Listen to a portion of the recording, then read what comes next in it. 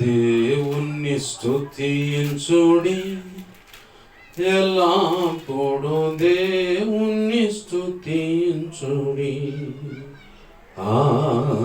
దేవుణ్ణి స్తుతించుడి, ఎల్లప్పుడూ దేవుణ్ణి స్తుతించుడి.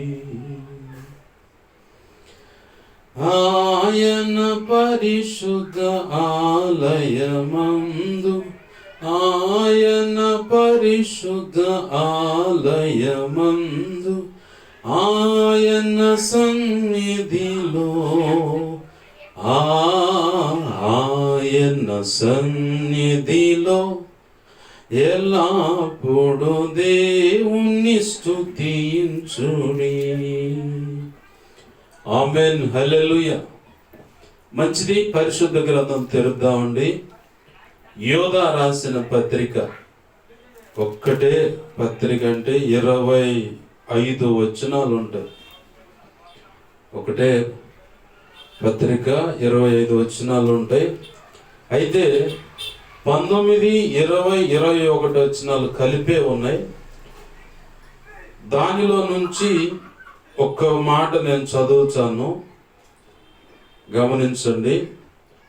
మధ్యలో ఉంటుంది ఒక మాట, దేవుని ప్రేమలో నిలుచున్నట్లు కాచుకొని ఉండుడి. దేవుని ప్రేమలో నిలుచున్నట్లు కాచుకొని ఉండుడి. ఆమేన్. చిన్న మాట ప్రార్థన చేసుకుందాం. ప్రేమగల మా కన్న తండ్రి యేసయ్యా, నీకు వందనాలు, కృతజ్ఞతాస్తుతులు. ప్రభువా, మీరు మమ్మల్ని ప్రేమించి చదవడానికి ఇచ్చిన ఈ లేఖన భాగాన్ని బట్టి కృతజ్ఞతాస్తుతులు. ఈ వాక్యాన్ని విరవండి. వాక్యము చాటున మీరు దాచి ఉంచిన మాకు అవసరమైన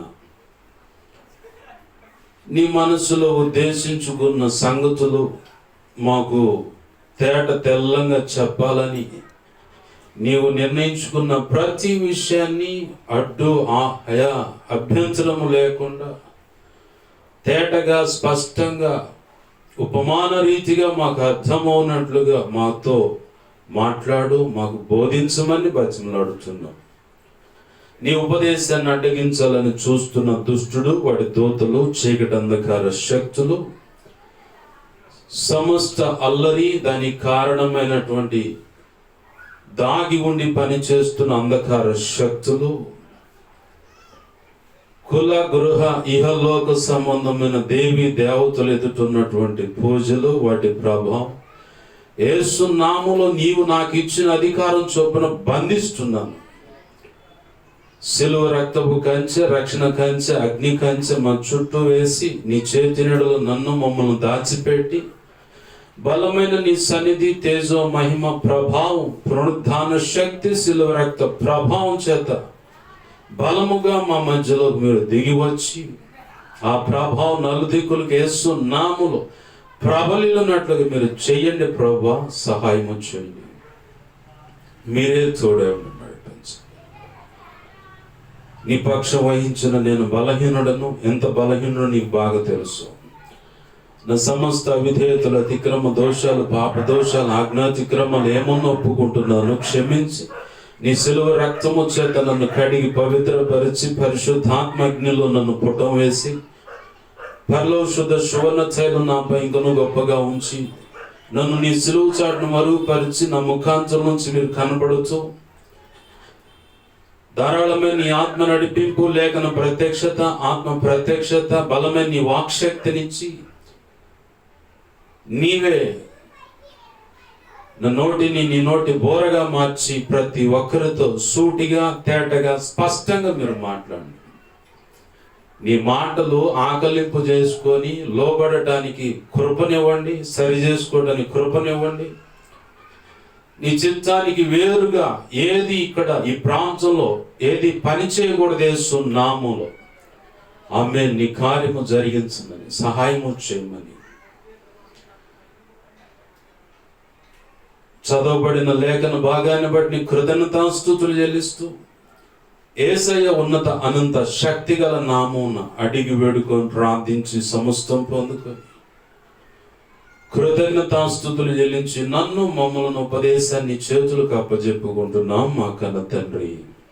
ఆమేన్, ఆమేన్, ఆమేన్. మంచిది. సమకూడిన అలాగే శబ్దంతరాల ద్వారా నా మాటలు వింటున్నా, ఈ వీడియో ద్వారా వింటున్నా, ఇక ముందు వినబోతున్నా ప్రతి ఒక్కరికి ప్రభు అయిన యేసుక్రీస్తు వారి పేరిట నా హృదయపూర్వకమైన వందనాలు. అందరికీ వందనాలు. ఆలస్యం అవడానికి కారణం ఒకటే, ఓ దైవజనుడు బైక్ తీసుకోవాలని చెప్పని ఆ కాగితాల పని మీద వాళ్ళు అక్కడ ఉన్నారు. నేను వచ్చి వెళ్ళేసరికి అన్నీ రెడీ అవుతాయి అనుకున్నాను. మరి ఒక్కొక్కళ్ళకి ఒక్కో రకమైన ఆఫర్లు తగులుతూ ఉంటాయి. ఆయన దైవజనుడే, కానీ నువ్వు వచ్చి ప్రార్థన చేస్తేనే బండి బయటకు తీస్తామని. ఇక తప్పక ప్రభు అనుమతి తీసుకొని అక్కడికి వెళితే సివిల్ రాలేదు, డౌన్ పేమెంట్ ఎక్కువ కట్టమంటూ ఉన్నారు. ఆ కారణాన్ని బట్టి ఇక ఇది కాదులే అని చెప్పని మరో సమయంలో ట్రై చేయొచ్చు అని చెప్పని ఇక పరిచర్య సమయం అవుతుందని ఇలా మీ మధ్యలోకి రావడానికి వాళ్ళతో వెలుసుబాటు కలుగు చేసుకొని ప్రభు కృప ఇలాగా తీసుకొని వచ్చింది. అందుని బట్టి దేవునికి మహిమ కలుగునుగాక. హల్లెలూయా. మరి ప్రభు కృపను బట్టి పగటి వేళ వేరే చోట మరి స్త్రీల మధ్యలో ఉపవాస ప్రార్థన కూటము ప్రారంభ ఉపదేశాన్ని అందించడానికి ప్రభు తన కృప చేత వాడుకున్నాడు. అందుని బట్టి ఆయనకి మహిమ కలుగునుగాక. ఆమేన్, హల్లెలూయా. మంచిది. మరి వాక్యపు కాంతిలో ప్రభు మనతో మాట్లాడాలనుకుంటున్నాడు. మరి మన చెవిని, మనస్సును, హృదయాన్ని, తలంపులు, ఊహల, ఆలోచనలు ఆయనకు అప్పజెప్పుకుందాం. ప్రభు మాటలు శ్రద్ధగా విందాం. ఆమేన్, హల్లెలూయా. చదువుకున్న లేఖన భాగంలో దేవుని ప్రేమలో నిలుచున్నట్లు కాచుకొని ఉండండి. ప్రారంభ వచనం అంటే 19వ వచనం కాడి నుంచి చూద్దాం. అట్టివారు ప్రకృతి సంబంధులను ఆత్మ లేని వారునై ఉండి భేదములు కలుగు చేయుచున్నారు. ప్రియులారా, మీరు విశ్వసించు అతి పరిశుద్ధమైన దాని మీద మిమ్మును మీరు కట్టుకొనుచు పరిశుద్ధాత్మలు ప్రార్థన చేయుచు నిత్య జీవార్థమైన మన ప్రభువగు యేసుక్రీస్తు కనికరము కొరకు కనిపెట్టుచు దేవుని ప్రేమలో నిలుచున్నట్లు కాచుకొని ఉండుడి. ఇది ఫుల్ అయినటువంటి అంటే పూర్తిగా లేఖనము ఆ వచన భాగం అన్నమాట. ఎవరి గురించి రాయబడింది ఈ మాట అని చెప్పని మనం గమనిస్తే ప్రారంభ వచనాలు మనం గమనిస్తే అక్కడ చెప్పబడుతుంది, యేసుక్రీస్తు దాసుడును యాకోబు సహోదరుడునైన యోధ అని ప్రారంభిస్తూ తండ్రి అయిన దేవుని యందు ప్రేమింపబడి, ఎవరంట? తండ్రి అయిన దేవుని యందు ప్రేమించబడిన వాళ్ళకే క్రీస్తునందు భద్రము చేయబడి పిలువబడిన వారికి శుభమని చెప్పి వ్రాయున్నది అంటూ 3వ వచనం చూస్తే పరిశుద్ధులకు ఒక్కసారి ఆయన ఎవరికి రాయాలనుకున్నాడు? మనందరికీ రక్షణ గూర్చి మనకు కలిగేను, మనందరికీ కలిగేడు రక్షణ గూర్చి మీకు రాయవలనని విశేషాశక్తి గలవాడనై ప్రయత్నపడుచుండగా అంటూ పరిశుద్ధాత్మ దేవుడు అడ్డొచ్చాడు. ఇక అది చాలా మంది రాశారులే కానీ అట్లా కాదు. ఇంకొక మాట అక్కడ యాడ్ చేస్తూ పరిశుద్ధులకు ఒక్కసారి అప్పగింపబడిన బోధ నిమిత్తమై మీరు పోరాడవలెనని మిమ్మును వేడుకొనుచు మీకు వ్రాయవలసి వచ్చెను. అంటే అంతకుముందు తన చుట్టూ ఉన్న పరిస్థితులను గమనించి ఆ పరిస్థితులను తలపోస్తూ మనకందరికి కలిగేడు రక్షణను గూర్చి, అంటే యేసు ప్రభు వారి యొక్క సువార్త గురించి రాయాలని ఉద్దేశించాడేనా? ఉద్దేశిస్తే చాలా మంది రాస్తున్నారు, చెప్పబడుతుంది. అయితే నీ ద్వారా ఒక లోతైన నిగూఢమైన సంగతులు చెప్పించాలి, రాసి అందరికి తెలియపరచాలని ఆశపడుతున్నాను యోధా.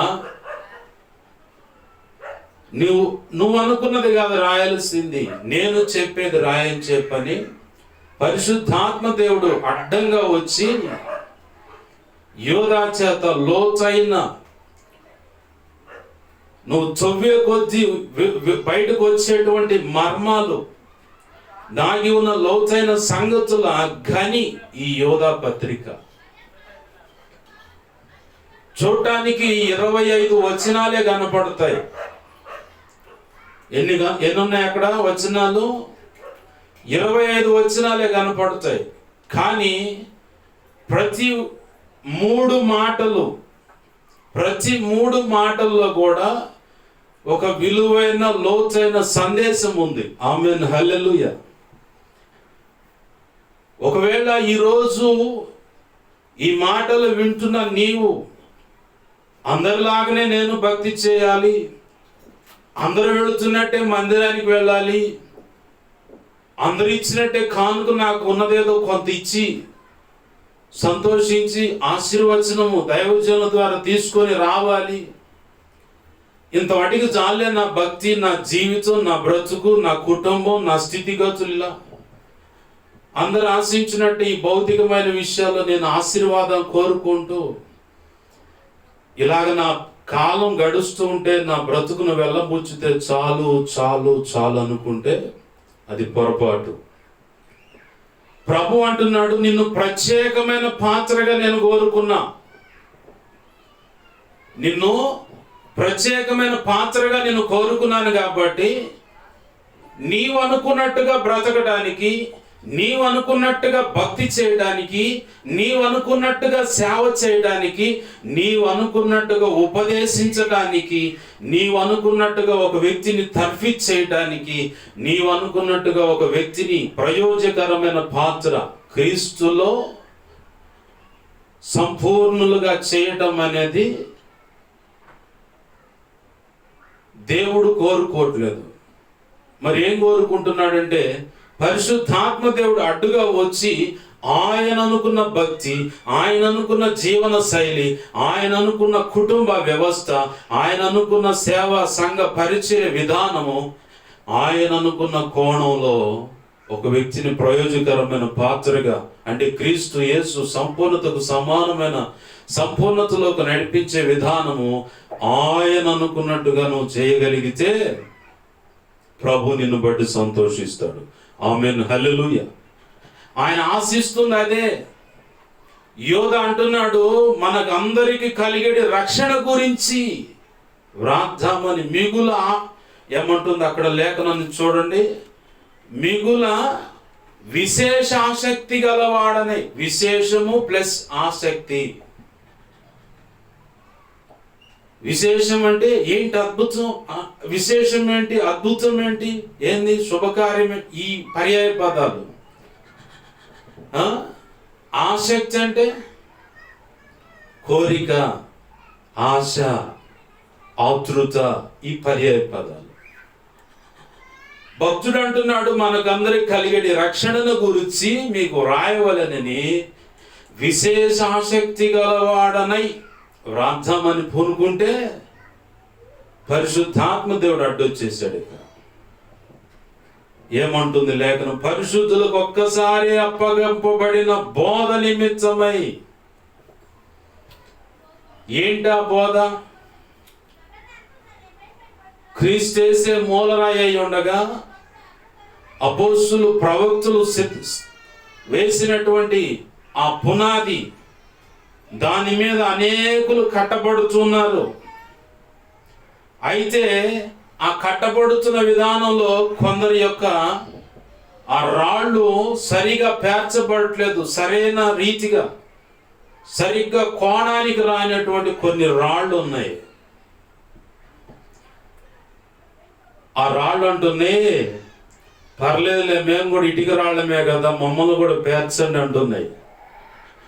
మేము కూడా అపోస్తలిక బోధే అంటున్నాయి, మాలో ఏ లోపం లేదంటున్నాయి. కానీ ఒక చోట నడ్డు వచ్చినట్టు, ఒక చోట వంగిపోయినట్టు, ఒక చోట కోపు బయటకు వచ్చినట్టు ఇలా కనపడుతుంటాయి. ఇటుక రాళ్ళు గమనించండి కావాలంటే. కాల్చిన ఇటుక రాయిని క్వారీలో అచ్చుల మీద కట్ చేసి ఎండబెట్టి పేర్చి వరి పొట్టు పోసి కట్టెలు అమర్చి తగలబెట్టి బయటకు తెచ్చిన ఆ ఇటుక రాయిని చూడు కావాలంటే, ఒక్కటి కూడా 100లో కనీసం 10 ఇటుక రాళ్ళు కోణానికి రావు. అక్కడక్కడ ఉబ్బెత్తులుగా వచ్చి ఓ మూల మూచొంకరగాను బెండైనట్టుగాను ఇలాంటి ఇటుక బిళ్ళలు కనపడుతుంటాయి. అపోస్తులకు ఒక్కసారి అప్పగింపబడిన బోధ నిమిత్తమే అని చెప్పబడింది కదా లేఖనం. దాని నిమిత్తమై పోరాడాలంట. పోరాటం ఎందుకు? పోరాటం అవసరమా మనకి? ఖచ్చితంగా పోరాటం ఉంది ఆధ్యాత్మిక జీవితంలో. ఆ పోరాటానికి నువ్వు ఖచ్చితంగా ఆయన పిలుపు అందుకొని, ఆయన పిలుపు నీ చెవిన పడి, ఆయన సంకల్పంలో నీ ఒక సేవకురాలివి, నీ ఒక సేవకుడు అని నీకు నిర్ధారణ అయిన తర్వాత యుద్ధం అనేది ఇక స్టార్ట్ అవుతుంది. యుద్ధము స్టార్ట్ అవగానే ఇక సైతాను గాడు వాడి దగ్గర ఉన్న సైన్యాన్ని పంపిస్తూ ఉంటాడు నీ మీదకి.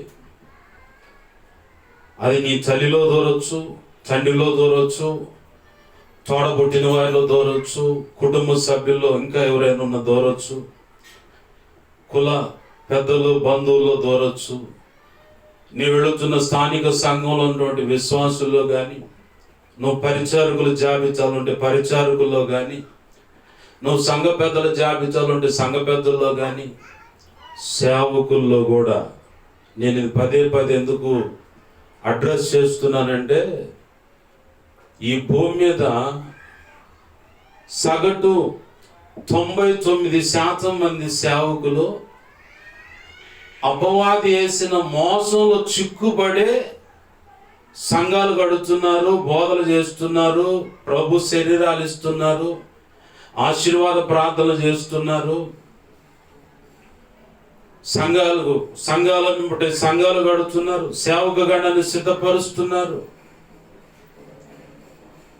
వాళ్ళని కదిలించి చూడు, నువ్వు చేస్తున్న బోధలు ఇది తప్పంటే ససేమేర ఒప్పుకోరు వాళ్ళు. ఒప్పుకొని కాక నీ మీద బురద చల్లటం మొదలు పెడతారు. నువ్వే తేడా బోధ, నీవే తేడా భక్తుడివి, నీవే కరెక్ట్గా లేవు, ఇది అపోస్తులిక బోధ అంటారు. లేఖనాలు చూపిస్తూ కూడా నిర్ధారణ చేస్తున్నా కానీ వారి కన్నులు వెలిగించబడని కారణాన్ని బట్టి, వారి కన్నులు వెలిగించబడకపోవడాన్ని బట్టే.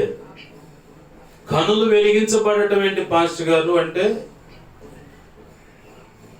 దేవుణ్ణి చూడటానికి దావీదుకి కొంత మాత్రము కళ్ళు దొరికాయి, కళ్ళు అవసరమైనవి.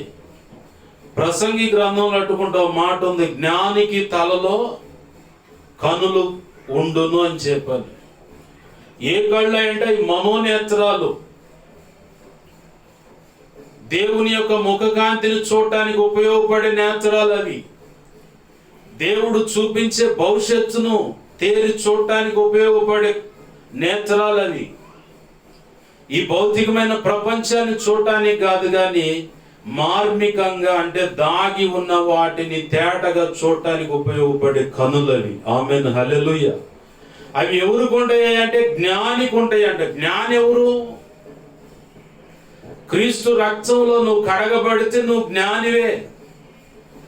ఎలా పాస్ గారంటే సామెతల గ్రంథంలో మాట ఉంది, జ్ఞానము వీధుల్లో నిలబడి కేకలు వేయుచున్నది, జ్ఞానము లేని బుద్ధిహీనులారా ఎందాక దారి తప్పి బ్రతుకుతారు, నా దగ్గరికి రండి, నా దగ్గరికి రండి, నేను మీకు జ్ఞానం ఇచ్చేదను. యేసు ప్రభు వారి గురించి ఏముంది లేఖనంలో? ఫిలిప్పీ పత్రికలో అట్టుకుంటూ ఒక మాట ఉంది, బుద్ధియు జ్ఞానము సర్వ సంపదలు నీయందే నిక్షిప్తమై ఉన్నవి. నిక్షిప్తము అంటే దాగి, పొందుపరచి, ఈ పర్యాయ పదాలు అన్నమాట. కూర్చి, నిక్షిప్తమై ఉన్నాయి అంటే అక్కడ ఉన్నాయి, ఇక అంతే దాగి.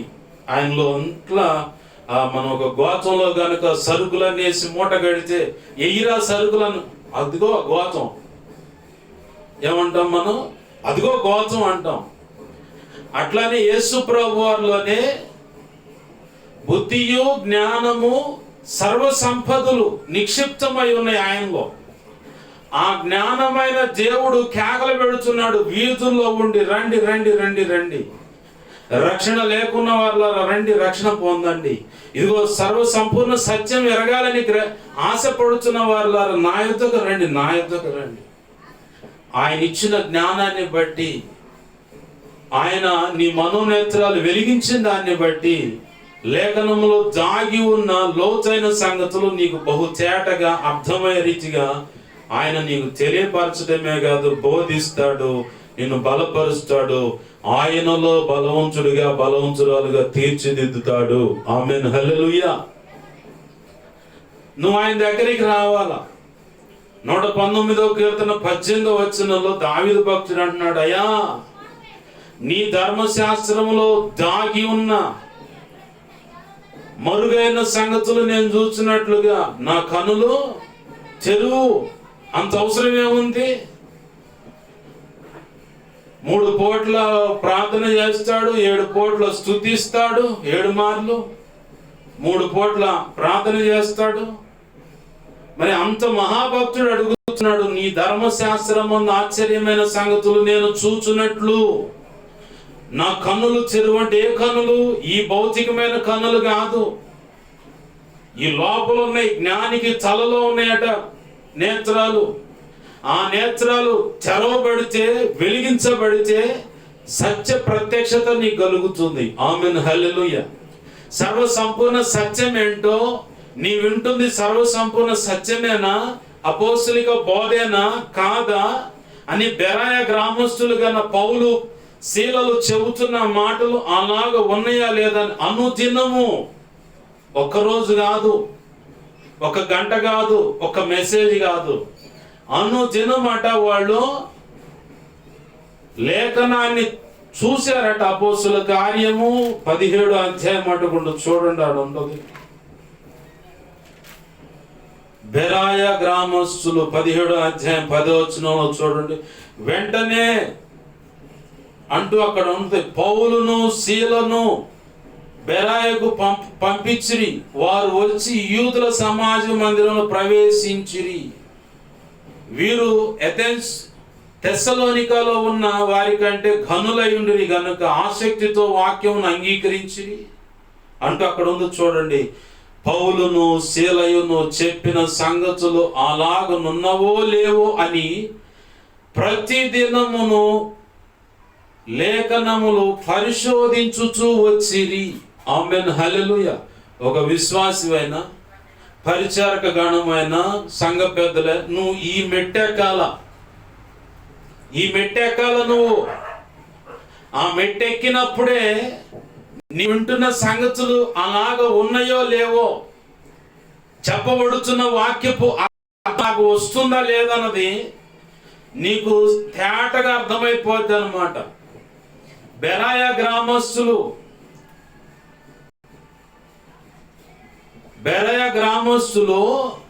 ఆ మెట్టుకెక్కారు కాబట్టి పౌలు శీలలు చెబుతున్న సంగతులు లేఖనపు కాంచిలో అనుదినము పరిశోధించుచు ఏం చేశారు? అనుదినము పరిశోధించుచు వచ్చిరట. వాళ్ళ ప్రాంతంలో పౌలు శీలలు ఉన్నంత కాలం ఆ పనిలోనే ఉన్నారు వాళ్ళు. లోతైన సంగతులు తెలుసుకోవాలి, చెప్తుంది కరెక్టా కాదా, మనం ఆధ్యాత్మిక జీవితంలో అడుగు పెట్టాం, ఏ మార్గంలో వెళుతున్నాం ఏంటన్నది. గమనించుకోవడానికి నీకు లేఖనము ఇవ్వబడింది. చదువు లేదయ్యా, నాకు అర్థం కాదయ్యా అంటే పరిశుద్ధాత్మ దేవుడే నీ దగ్గరకు వచ్చి ప్రతి విషయం తేటగా బోధిస్తాడు. చదువుకున్న వాడికంటే చదువు లేని వాళ్ళకే దేవుడు ఎక్కువ జ్ఞానం ఇస్తాడు, గ్రహింపిస్తాడు, ఆ జ్ఞాపక శక్తిని ఇస్తాడు. అసలు నిన్నే ఘనమైన పాత్రగా చేసి ఆయన వాడుకుంటాడు. ఆమేన్, హల్లెలూయా. నాకు చాలా ఇష్టం చదువు లేని వాళ్ళు సేవ పిలుపు కలిగి ఉంటే వారిని ప్రోత్సహించడానికి నేను చాలా ఇష్టపడుతాను. ఎందుకని అంటే మేము గనులము జ్ఞానులము, మేము ఇంత చదివాం అంత చదివాం అని చెప్పుకుంటుంటారు చూడు, వాళ్ళందరిని అక్కడ కూర్చోబెట్టి ఇతని ద్వారా చెప్పిస్తూ ఉంటాడు దేవుడు వాక్యం. ఆమేన్, హల్లెలూయా. ఎస్, 12 మంది అపోస్తలులు, వారిలో 3 గురించి చెప్పబడిన మాట ఏంటంటే విద్య లేని పామరులు, వీళ్ళకింత పాండిత్యం ఎక్కడిది? పాండిత్యం అంటే జ్ఞానము, చదువు, ధర్మశాస్త్రంలో లోతైన సంగతులు చెబుతున్నారు వీళ్ళు.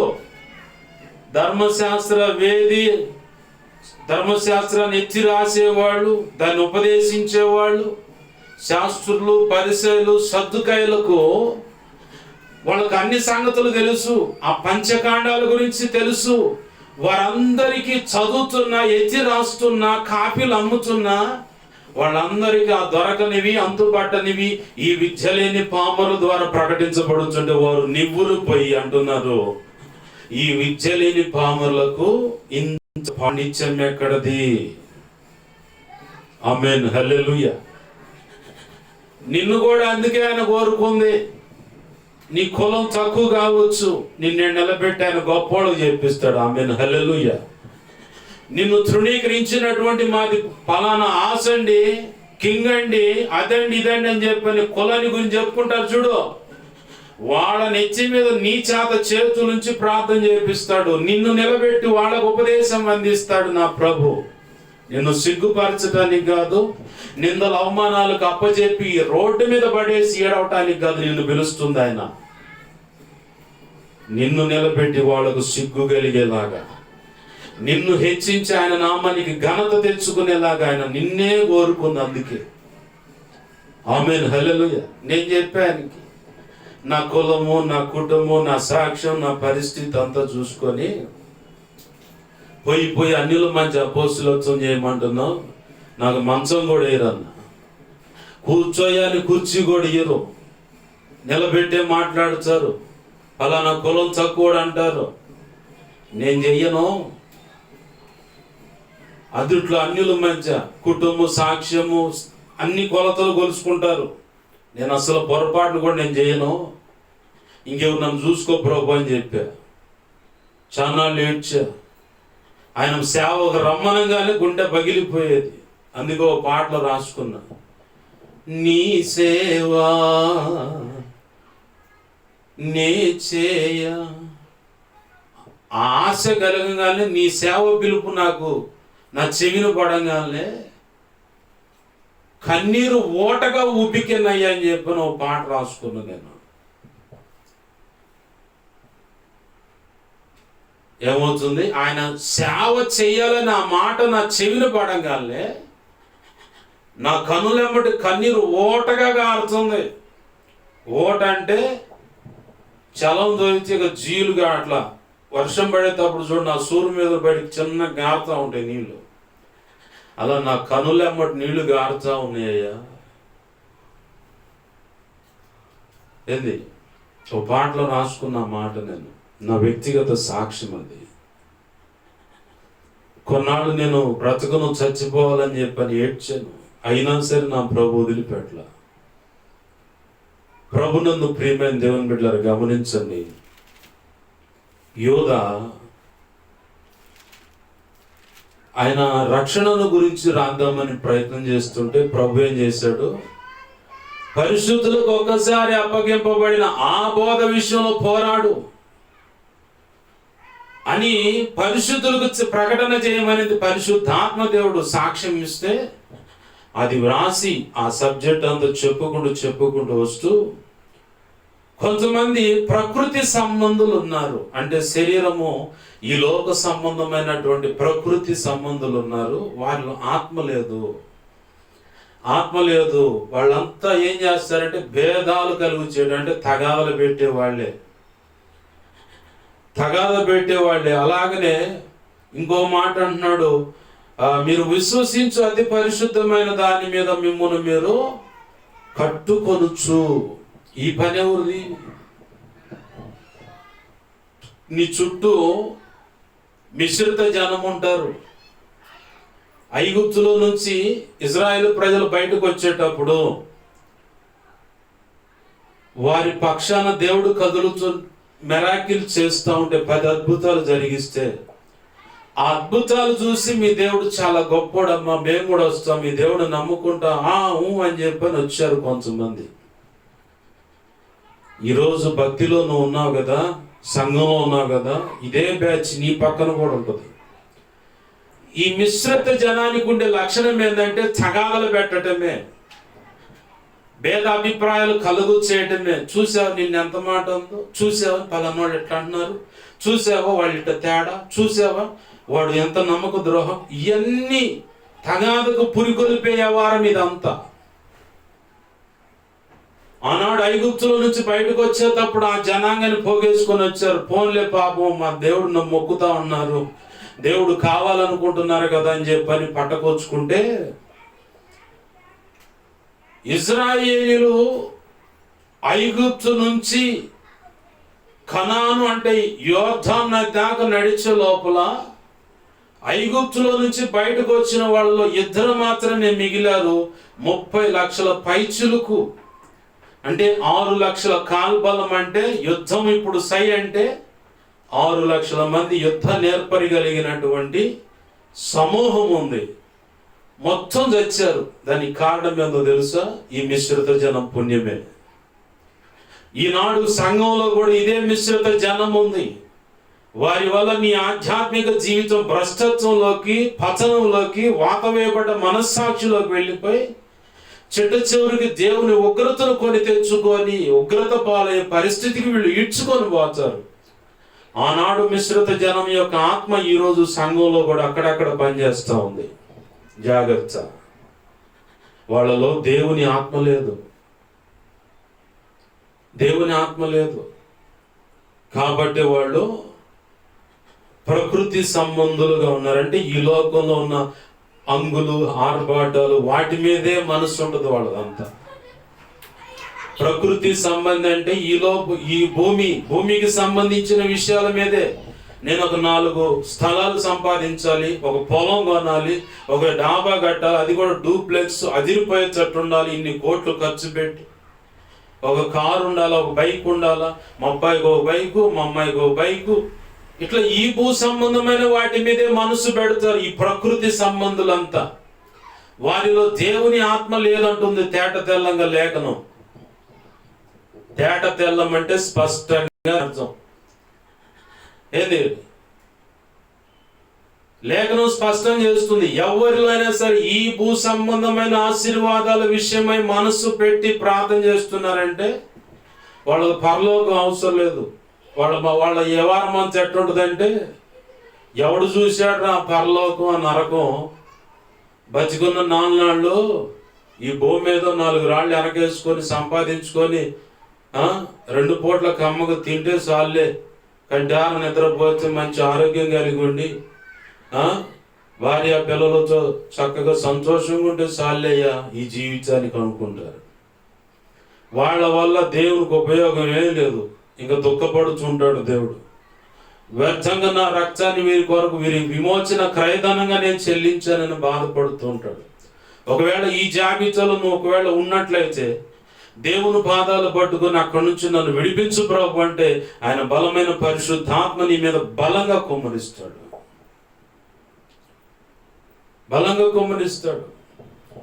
లేఖనం అంటుంది ఇంకొక మాట, మీరు విశ్వసించు అతి పరిశుద్ధమైన దాని మీద మిమ్మల్ని మీరు కట్టుకొనొచ్చు. ఏం విశ్వసించావు నువ్వు? భూ సంబంధమైన వాటి మీద విశ్వాసం ఉంచావా? ఆయన వదిలిపెట్టి పోవాల్సిందే. చాలా స్థిర ఆస్తులు కానీ, బంగారము డబ్బు కానీ, వడ్డీకి ఇచ్చినవి కానీ మొత్తం ఒకనాటికి ఆడ వదిలిపెట్టి పోవాల్సిందే. నువ్వు చచ్చిన తర్వాత నోట్లోళ్ళు కూడా వచ్చి మేము ఎప్పుడో ఇచ్చాం, మీ అయ్య మర్చిపోయి రాయలేదు, నోట్లు చింపేయలేదని కూడా చెబుతారు. మా తాతగాడు అదే జరిగింది. డబ్బులు ఇవ్వాల్సిన వాళ్ళు మొత్తం వచ్చి అన్నారు, మేము ఎవరికి అప్పులేము, మేము ఎప్పుడో ఇచ్చేసి ఒకవేళ మర్చిపోయి రాయలేదేమో, మేము ఇచ్చేసాం మీకు తెలియదు అన్నారు. ఏం మాట్లాడుతాయి కాడా? దయచేసి మీరు విశ్వసించిన అతి పరిశుద్ధమైన దాని మీద, అతి పరిశుద్ధమైనది ఏంటిది? యేసు ప్రభువారు మాత్రమే. ఆమేన్, హల్లెలూయా. ఆయన మాత్రమే అతి పరిశుద్ధుడు, ఇంకెవరు లేరు. ఆయన గురించి రాయబడింది మహాపరిశుద్ధుడు అని. ఆమేన్, హల్లెలూయా. ఆయన మీద నీ జీవితాన్ని కట్టుకోవాలి, ఆయన మీద నీ భక్తిని కట్టుకోవాలి, ఆయన మీద నీ కాపురాన్ని కట్టుకోవాలి, ఆయన మీద నీ బిడ్డల భవిష్యత్తును కట్టుకోవాలి, ఆయన మీద నీ కుటుంబాన్ని, నీ గృహాన్ని కట్టుకోవాలి, ఆయన మీదనే నీ చదువైనా, వ్యాపారమైన, ఉద్యోగమైన ఉండాలి, ఆయన మీదనే నీ సంఘము, సేవ, ఉపదేశము, పరిచర్య, ఒక వ్యక్తిని ప్రోత్సహించడం అనేది ఏదైనా సరే ఆయన మీదనే నువ్వు కట్టుకోవాలి. ఆయన చెప్పినట్లు అడుగులు వేయాలి. ఆయన అన్నాడు కదా, ఈ నా మాటలు విని వాటి చొప్పున జరిగించు ప్రతి వాడును బుద్ధిమంతుని పోలియుండును, వాడు బండ మీద ఇల్లు కట్టిన వాని పోలియుండును అన్నాడు. వాన వచ్చెను, వరద పారెను, గాలి విసిరి కొట్టెను, అయినను దాని పునాది బండ మీద వేయబడిన గనుక మొత్తం ఊడ్చుకొని పోయింది అని ఉందా లేఖనం? స్థిరముగా నిలిచెను అని ఉంది. ఆమేన్, హల్లెలూయా. ఆయన మాటలు విని ఆ మాటల ప్రకారము చెయ్యక ఉండువాడు ఎలాంటి వాడు? బుద్ధిహీనుడు. ఇసుక మీద కట్టినటువంటి ఇంటిని పోలిన వానిగా ఉన్నాడు. వాన వచ్చెను, వరద పారెను, గాలి విసిరి కొట్టెను, అయితే దాని పాటు గొప్పది కాబట్టి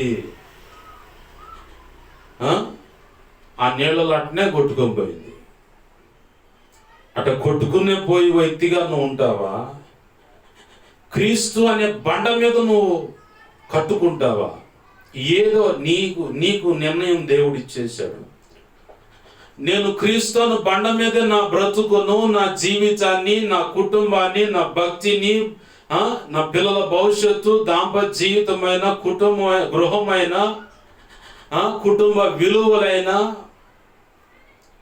సంఘమైన, పరిచర్య, ఆయన ఇచ్చిన దర్శనమైన, ఒక వ్యక్తిని ప్రోత్సహించడమైనా, ఉపదేశించడమైనా, ఒక వ్యక్తిని ప్రయోజకరమైన పాత్రగా చేయడమైనా నా మీద కట్టుకోవటం కాదు. నా ప్రభు అయిన నజరేయుడైన యేసు క్రీస్తును బండ మీద ఒక సేవకుని నిలబెట్టి కట్టాల. ఒక సంఘాన్ని కట్టుకోవాలి, నువ్వు సంఘాన్ని కట్టుకోవాలి. అప్పుడు మాత్రమే నీ సంఘం నిలబడుతుంది. సంఘంలో వ్యక్తులు కూడా స్థిరంగా ఉంటారు, ప్రయోజకరమైన పాత్రలుగా సిద్ధపడుతుంటారు, ప్రార్థన వీరులై ఉంటారు. ఆమేన్, హల్లెలూయా. వాస్తవమేది. పరిశుద్ధాత్మ చేత బలవంతులై ఆయనకి ఇష్టమైనదే చేస్తూ బ్రతుకుతుంటారు. ఆమేన్, హల్లెలూయా. ఇంకా వేరేది చేయడానికి వారి మనస్సాక్షి పని చేయదు. ప్రభువు కోరుకున్నది, ఆయనకి ఇష్టమైన చేయడానికి మనస్సాక్షి పని చేస్తూ ఉంటుంది. అది కాకుండా వేరొక దానికి మనస్సాక్షి పని చేస్తుందంటే వారు క్రీస్తును బండ మీద, వారు విశ్వసించిన అతి పరిశుద్ధమైన దాని మీద అనే క్రీస్తు అనే బండ మీద కట్టబడలేదు, కట్టుకోవట్లేదు. అవసరం లేదు మాకు. ఎందుకు అంత అవసరమే ఉంది?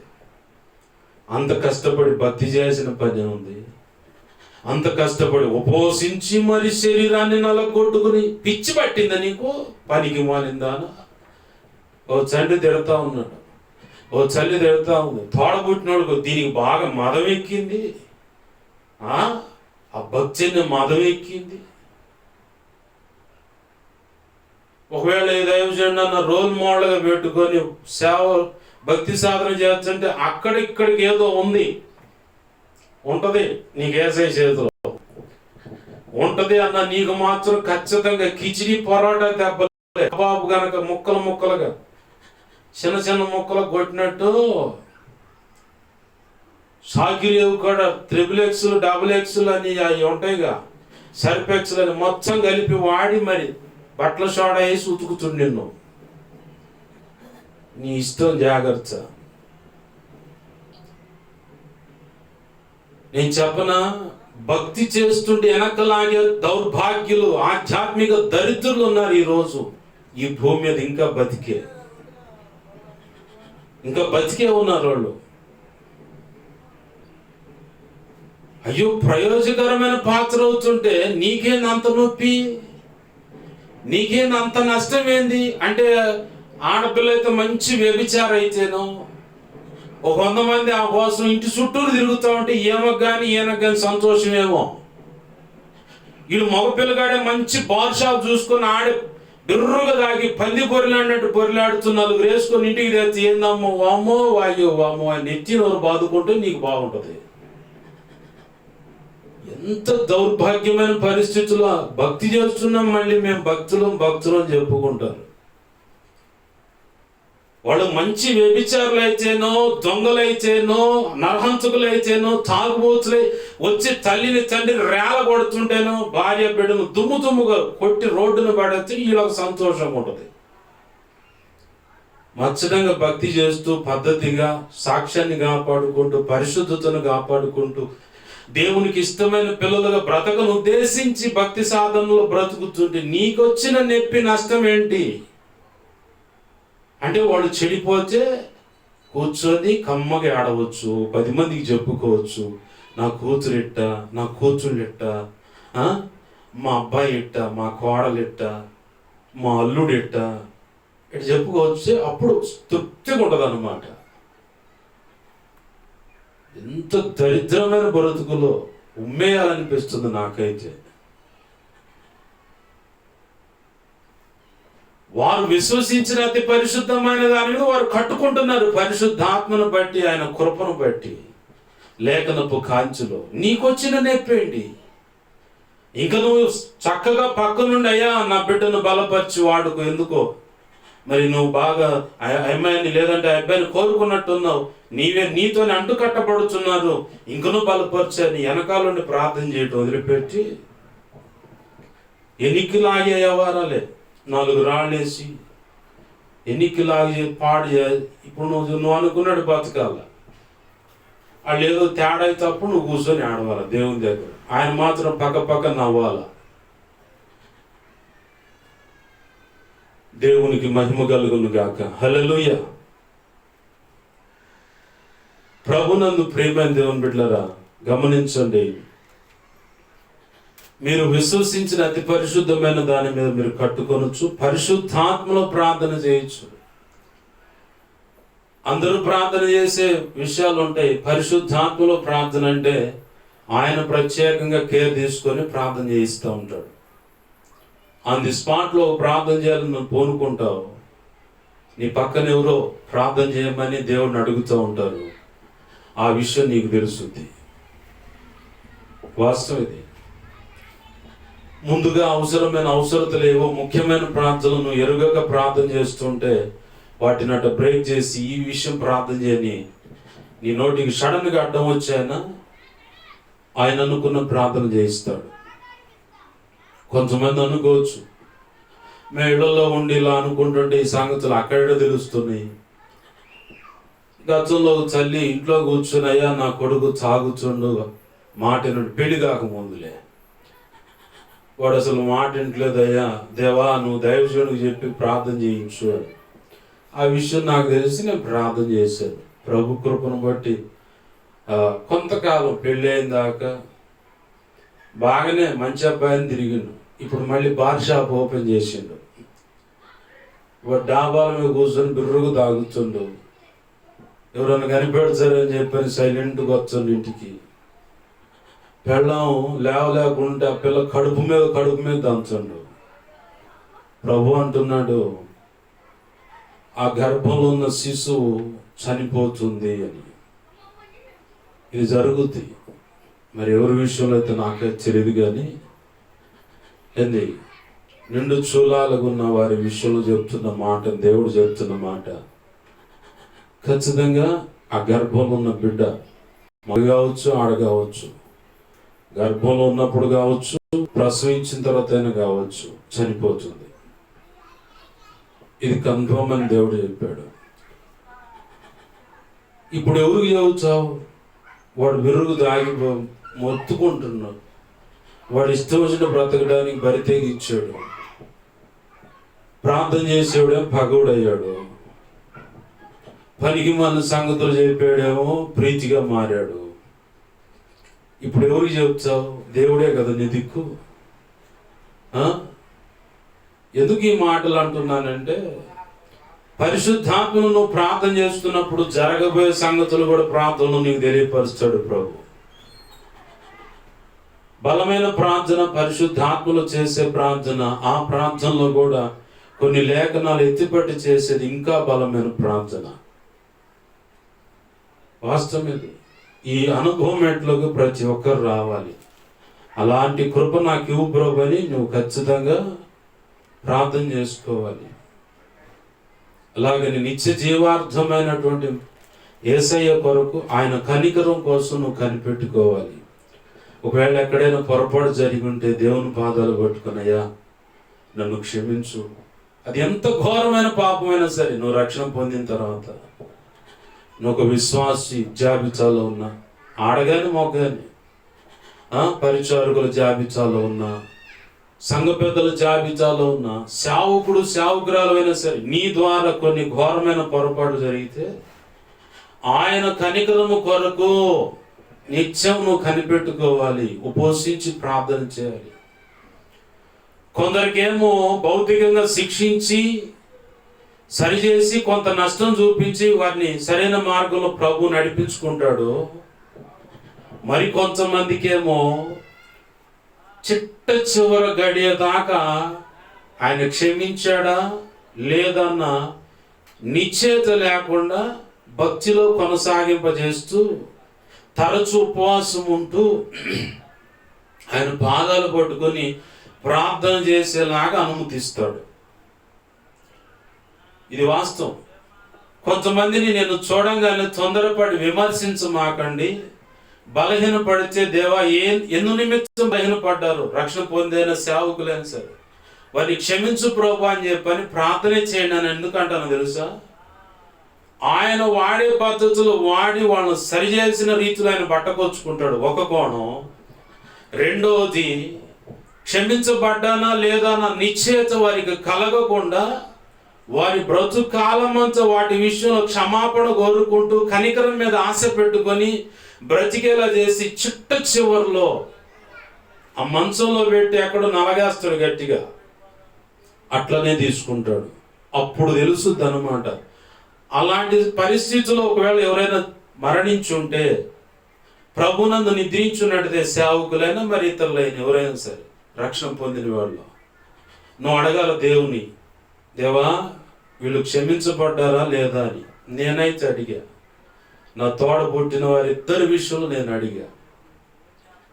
రక్షణ లేకుండా మా అక్క, రక్షణ పొంది మా చెల్లి, వాళ్ళిద్దరి విషయంలో నేను అడిగాను. ఆయన కుమారుని యందు విశ్వసించు వారు ఆయన కుమారులగునట్లుగా అన్న లేఖనం మొదటి యోహాను పత్రికలో ఉంటుంది. ఆ పత్రికలో ఆ లేఖనం ప్రకారం ప్రభు అన్నాడు, మీ అక్కని నేను నిత్యత్వానికి తీసుకున్నాను అన్నాడు. చెల్లి విషయంలో అడిగాను, ఏంటయ్యా అంటే, నువ్వు అన్నావు కదా నీ చిత్తమైతే అవకాశం ఇవ్వు, లేదా నీ చిత్తమైతే తీసుకో ప్రభు అని. నేను తీసుకోవడం నా చిత్తమైంది. ఇప్పుడు వాళ్ళు నిత్యత్వంలోనే ఉన్నారు, నిత్య నరకానికి ఏం పోలేదు అన్నాడు. ఎందుకు ఈ మాటలు చెబుతున్నానంటే, కనికరం కోసం కనిపెట్టుకోవాలి. ఘోరమైన పొరపాటు నీ వల్ల జరిగి ఉండొచ్చు, ఒక జీవితం పతనమై ఉండొచ్చు, ఒక కుటుంబం పాడైపోయి ఉండొచ్చు, ఒక సేవగా కాకుండా పోయి ఉండొచ్చు. నీ వల్ల నీ జరిగిన ఆ కీడు, నష్టం, దైవ చిత్తానికి వేరుగా నువ్వు అడుగులు వేసి చేసిన ప్రతి పొరపాటు సంఘాన్ని పాడు చేయటమైనా, సేవను చెడగొడటమైనా, బోధను చెడగొట్టమైనా, ఆత్మల రక్షణలోకి రాకుండా ఆపటమైనా, ఆ సంఘంలోకి నూతన వ్యక్తులు చేర్చబడకుండా ఆపటమైనా, అసలు ఇక్కడ సేవ జరగకుండా చేయాలన్న ప్రయత్నమైనా, ప్రార్థనైనా దైవ చిత్తానికి వేరైనయే. వీటి విషయమే కొంతమందినేమో కొన్ని శిక్షలు, నష్టాలు అనుమతించి క్షమించి ఆయన నేను క్షమించాను అన్న నిశ్చయత కలుగు చేస్తాడు. మరికొందరి విషయంలోనేమో చుట్ట చివరి దాకా క్షమించబడ్డానో లేదన్న అనిశ్చయతతో, అనిశ్చయత అంటే గ్యారంటీ లేదన్న అర్థం అన్నమాట. అలాగ తీసుకువెళ్ళి వాళ్ళ టైం ఒక రోజు ఉంటుంది. ఆ టయానికి మంచంలో ఉంచు, ఆ వెంటిలేటర్ మీద ఎక్కడో పెట్టుకుంటాడు. ఆయన చేసే ప్రతిదీ న్యాయమైంది. అక్కడ మారు మనసు ఇప్పించి క్షమాపణ కోరుకునేలా చేసి అట్లనే తీసుకుంటాడు. ఆమేన్, హల్లెలూయా. అది బాగా గుర్తుపెట్టుకోవాలి. అందుకే తొందరపడి ఎవరిని విమర్శించవద్దు, తొందరపడి అలా ఇలా అనొద్దు అని చెప్పేది. అందుకే నేను వాళ్ళకు ఒక టైం ఉంటుంది. బాగా రుబ్బురోల్లో పడ్డ మినప్పొండిని ఇంతకుముందే చేతి ఎగేసేవాడు, ఇప్పుడు ఒక అడ్డ కర్ర ఒకటి పెట్టేవాడు, అదే ఎగేస్తూ ఉంటుంది లోపలికి. బిర్రు తగిలినప్పుడల్లా కాసి నీళ్ళు వేస్తూ ఉంటారు, మళ్ళీ అదే ఎగేస్తూ ఉంటుంది. మెత్తగా అయిందాక అన్నట్టుగా వీళ్ళలో అసలైన పశ్చాత్తాపం, లోతైన పశ్చాత్తాపం, క్షమాపణ నిశ్చేత జరిగేంత వరకు నలుగురు ఉంటుంది. అది ఎవరిని ఏమనొద్దు అనేది. అందుకే నేను కూడా ఎవరితో ఏం పెట్టుకోను. కొంతమంది గతంలో నా జీవితం విషయంలో నా జీవిత భాగస్వామిగా అని ఎంచబడినటువంటి వ్యక్తి నాతో సమాధానం పడాలని, క్షమాపణ కోరాలని ఆలోచన, ఆశ కలిగి ఉంది. ఎదుటికి వెళితే ఏమన్నా అంటాడేమో. దైవజనులు కూడా కొంతమంది కూడా ఉన్నారు. ఏమన్నా అంటాడేమో, కోపడతాడేమో అని నేను ఊరినే ఏమన్నా. పరలోక ప్రార్థనలో మాట ఉంది, మా రుణస్తులను మేము క్షమించిన ప్రకారం మీరు మా రుణములను క్షమించని ప్రభు అని. దాని అర్థం ఏంటంటే, నా ఎడల పొరపాటు చేస్తారు ఎవరో ఒకడు, వాళ్ళని నేను ఏ రీతిగా అయితే క్షమిస్తానో అదే కొలతలో, అదే స్థితిలో నేను కూడా యేసయ్యని ఎదుట పొరపాటు చేస్తుంటే క్షమించబడాలి. పరలోక ప్రార్థన నువ్వు ఒప్పుకుంటుంది అదే. మొదట ఏం చేశాడంటే, ప్రభు నువ్వు క్షమించాలంటున్నాడు. నువ్వు క్షమించకుండా ఎవరి విషయంలో ఆ పగ, ఆ స్థితి అంతే పెట్టుకున్నావా, నిన్ను కూడా అట్నే ఏదో ఒక విషయంలో ఆయన అట్నే పట్టుకొని కూర్చుంటాడు. అది ఆ మొండితనం నువ్వు వదిలిపెట్టాలనే ఏదో ఒక రోగానికి అనుమతించి నిన్ను నలుపుతూ ఉంటాడు, సమస్యల్లో పెట్టి నలుపుతూ ఉంటాడు, ఇరుకు ఇబ్బందులు పెట్టి నలుపుతూ ఉంటాడు. నువ్వు అడగాలప్పుడు, నేను ఏ కారణాన్ని బట్టి ఇలా వ్యాధి చేత బాధపడుతున్నాను, ఏ కారణాన్ని బట్టి ఇలా నలపబడుతున్నాను, వేధించబడుతున్నాను, మార్గం చూపించవయ్యా, చెప్పయ్యా అంటే ఆయన ఖచ్చితంగా నీకు చూపిస్తాడు. ఆయన చేతిలో పడి అంతసేటు నలపబడే పరిస్థితికి నేను పోవటం ఇష్టం లేక ఎవరి మీద పొర్రపాటును కూడా ఆవగించగలదు, కంటిలో పడేంత నలుసంత కూడా కక్ష పెట్టుకొని నేను వెంటనే క్షమాపణ, వెంటనే తెలియజేశాడు. అలా చేయకుంటే బాగుండు ప్రభు, వాళ్ళని క్షమించని ప్రార్థన చేసి దేవునికి అప్పచెప్పేసుకుంటాను. ఎందుకు? నేను ఎక్కడైనా బై మిస్టేక్ పొరపాటు చేయొచ్చు, ఎందుకంటే మానవ శరీరంలో ఉన్నాను, ఈ మట్టి శరీరంలో ఉన్నాను. ఏదో ఒక పొరపాటు జరగవచ్చు, జరగదని చెప్పను. అది దేవునికి ఆయాసకరమైన పొరపాటు అయితే, నీ ఇతరులను క్షమించలేనటువంటి పొరపాటు నా జీవితంలో అంతే బతికుంటే, నా ప్రభు నన్ను క్షమించరుగా. నాకు ఆయన స్వరం వినాలి, ఆయన కావాలి నాకు. కాబట్టి ఊరి మీద పగ పెట్టుకోను, ఒక్క మాట ప్రార్థన చేసి దేవునికి అప్పచెప్పేసుకుంటూ వదిలేస్తాను. నేను అంటాను, నాకు ఎవరి మీద పగలేదు.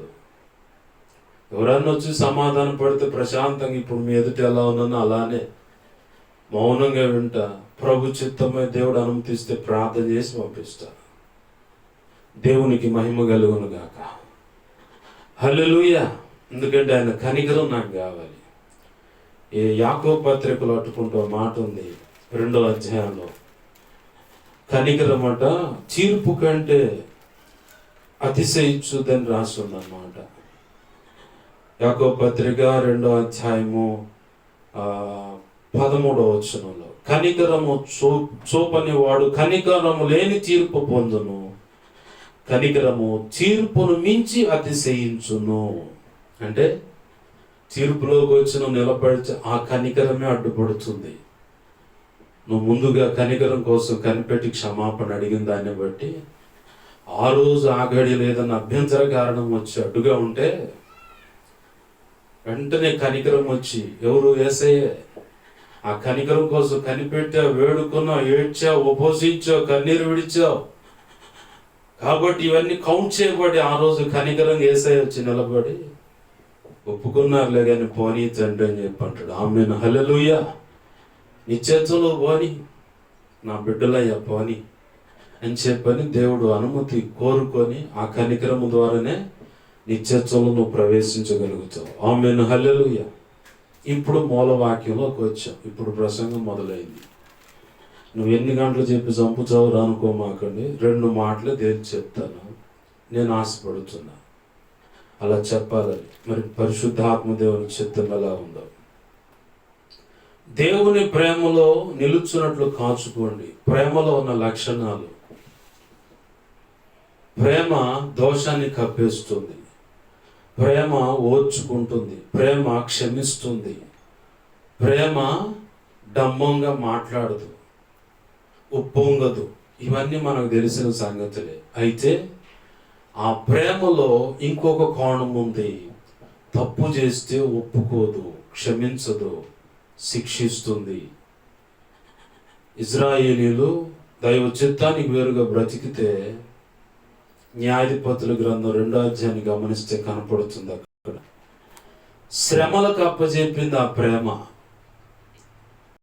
ప్రేమలోని లక్షణాలు. దేవుని ప్రేమే ఐగుప్తులు 10 అద్భుతాలు చేసి బానిస బంధకాల నుంచి బయటకు తెచ్చింది. అదే ప్రేమ ఎర్ర సముద్రం దాటిన కాడి నుంచి యోర్దాను నది వచ్చే వరకు ఆయనకు వ్యతిరేకంగా సణిగితే ఆయన అన్నాడు, చంటి పిల్లల్ని ఎత్తుకొని వచ్చినట్టు మిమ్మల్ని నా రెక్కల మీద ఎత్తుకొని వచ్చాను, మీరు నా స్వకీయ సాంపాద్యం అన్నాడు. స్వకీయ సాంపాద్యం అంటే నేను కష్టపడి సంపాదించుకున్న వాళ్ళు మీరు అన్న ఆ ప్రజలనే దైవ చిత్తానికి వేరుగా బ్రతికినందుకు, సణిగినందుకు ఎక్కువ చచ్చారు. సణిగినందుకు తాపకరమైన సర్పాలను పంపించి వాళ్ళని చంపేశాడు. శపితమైంది తీసుకొచ్చి ఇంట్లో పెట్టుకున్నందుకు రాళ్లతో కొట్టి చంపించాడు.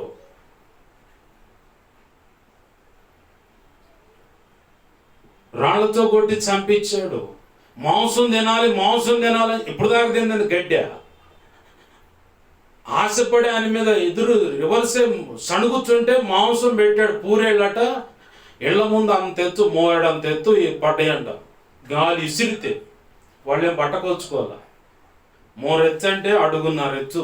నీ మోరెట్టు చూపిస్తే మోచేయి కాడి నుంచి చిటికి నీళ్ళ దాకా చూసుకుంటే దాన్ని మోర అంటారు. దాని ఎత్తు 1.5 లేదా అడుగు 3 అంగుళాలు, అడుగు 4 అంగుళాలు వస్తుంది. అంటే 16 అంగుళాలు, 13-15 అంగుళాలు వస్తుంది. దాన్ని 1.5 అంటారు. అంతెత్తు పడ్డాయంట పూరేళ్ళు అనే పక్షులు. వాటిని తెచ్చుకున్నారు, బరబర వండుకున్నారు, తిన్నారు, కుచికల కంట తిన్నారు. కొంత మాంసం పళ్ళలో ఇరుక్కుంది. వెంటనే దేవుడు లాగి పెట్టి 4 జరిచాడు. ఆ క్షణంలో కొంతమంది చచ్చారు. ప్రేమే నా స్వకీయ సాంపాద్యం అన్నవాడే ప్రభు ఓర్చుకుంటున్నాడని చెప్పని నీ ఇష్టం వచ్చిన బ్రతకడానికి బరి తెగించు మాక. ఆయన జోక్యం చేసుకొని తాపకరమైన సర్పం అంటే తెగులు, రోగం అనేది అనుమతించి నిన్ను చంపక ముందే జాగ్రత్త పడు. ఆయన కోపగించి ఒక బాధి మొచ్చి నిన్ను చంపేదాకా తెచ్చుకోమాక. ఏంది? ఆయన ప్రేమే శ్రమలకు అప్పచెప్పాడు. ఇంకొకళ్ళు వచ్చి నీ మీద పెత్తనం చేసి బానిసలుగా వెట్టి చాకిరికి ఎంత కష్టపడ్డా రూపాయి మిగలన పరిస్థితుల్లోకి నిన్ను నడిపిస్తాడు. ప్రేమే ఆయనకు వ్యతిరేకంగా బ్రతికితే అదే ప్రేమ శ్రమల పాలకు తీసుకెళ్తుంది. ప్రేమే ఆరాధనలు ఎగ్గొట్టి వీళ్ళ పిల్లలు కాదని వాళ్ళ పిల్లలు కాదని వీళ్ళ పిల్లలు చేసుకున్నందుకు ప్రేమే 70 సంవత్సరాలు శ్రమలకు అప్పచెప్పి వాళ్ళ ఇష్టమైన పిల్లలు రాజకుమారుల్ని ఆడంగి వారిగా, ఇజ్రాలుగా, నపుంసకులు, ఇవన్నీ పర్యాయ పదాలు ఒకటే. యేసయ్య అన్నాడు, మత్తయి సువార్తలో ఉంటుంది అనుకుంటా ఆ మాట, దేవుడు చేసిన నపహంసకులు కలరు, మనుషులు చేసిన నపహంసకులు కలరు. అంటే చాతగాని వారు. బాగున్న వాళ్ళని 70 సంవత్సరాలు ఆడ బానిసలుగా నెబుకద్నెజరు చేతికి అప్పచెప్తే వాళ్ళలో కొంతమంది షండులకు షండు అన్నా, నపుంసకుడు అన్నా, ఇజ్రా అన్నా, ఆడంగితనం గల, ఇవన్నీ పర్యాయ పదాలు. వాళ్ళకున్న లక్షణాలు ఒకటే. మంచి మంచి రాజకుమారుల దేశపు వాళ్ళకి అప్పచెప్పి ఏం చేశారు తెలుసా? వాళ్ళని నపహంసకులుగా మార్చిరి అని ఉంది లేఖనంలో. ఎంత గుండె కోత తల్లికి తండ్రికి. ఈరోజు దాని అర్థం ఏందో తెలుసా? నీ పిల్లల జీవితాలు పాడు చేయడానికి కూడా దేవుడు, ఆయన ప్రేమ రెడీగా ఉంది. ఏది కావాలి నీకు? ఆయన ప్రేమలో నిలిచి, ఆయన ప్రేమలో నిలుచున్నట్లు ఏం చేయమంటుంది లేఖనం?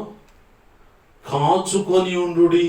అంటే కనిపెట్టుకోవాలి, ఆయన ప్రేమ కోసం కనిపెట్టుకోవాలి. కాదని ఆ ప్రేమకే కోపం వచ్చేదాకా తీసుకొస్తే, ఇది ఇట్నే కొన్ని ఎగ్జాంపుల్స్ నేను చెప్పింది, కొన్ని ఎగ్జాంపుల్సే. మీ ఇష్టం.